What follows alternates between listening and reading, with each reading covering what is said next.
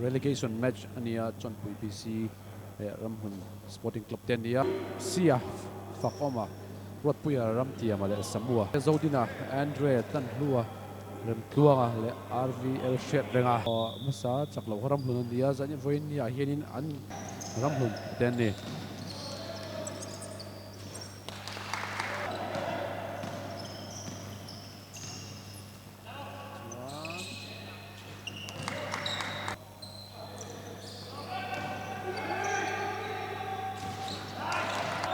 lok ani man lele thei tai dok kan lang fel lo mai dia ti khan to an yang e te han ti la ai tu na hian kanom na hi RDL te to hau ti tu me sia yam se la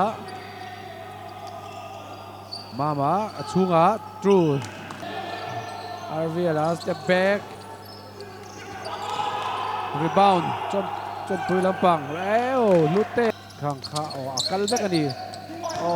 các tiểu chiến em véo lắm luôn lắm bằng tối để tất chỉ nó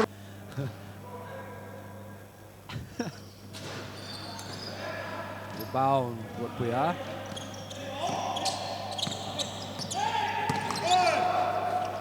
vượt phía là tăng dấu screen and phía là rem chia là wa pick and roll nạp về lẽ khát chú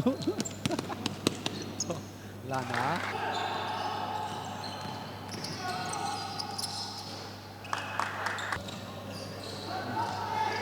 rem lệ chi anh chia ta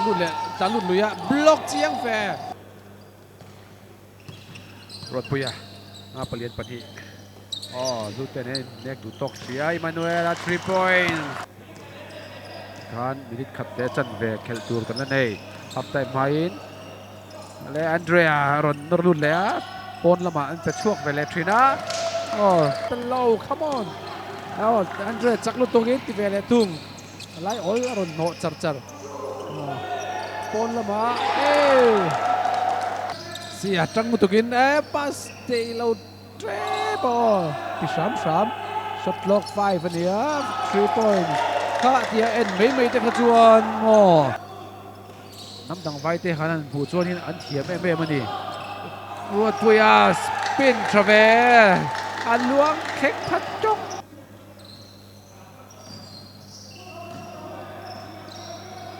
zonina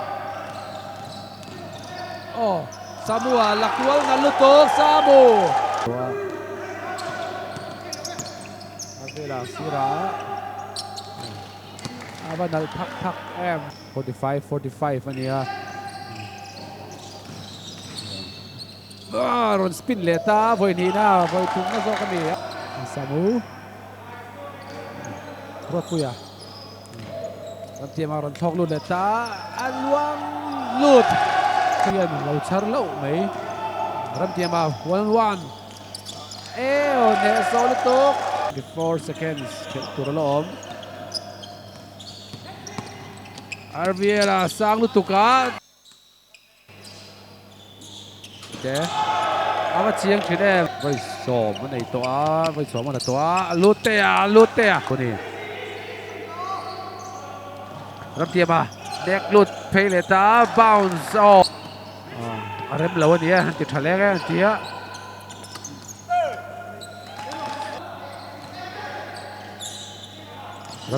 rắm tiêm free throw trăng in all sum lút tục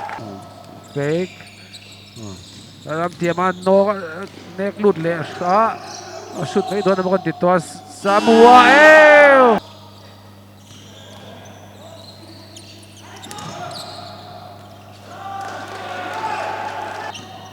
đó thì hút để khán nó răng nó tục cái tuyệt lạc à RVL ron tan luôn đó point sum thum lệ pariat thế này rebound so pasari sum thum lệ pakua ikhan với nia cái những khel chu nó lâu rồi lệ đón ta relegation match ania chon pui le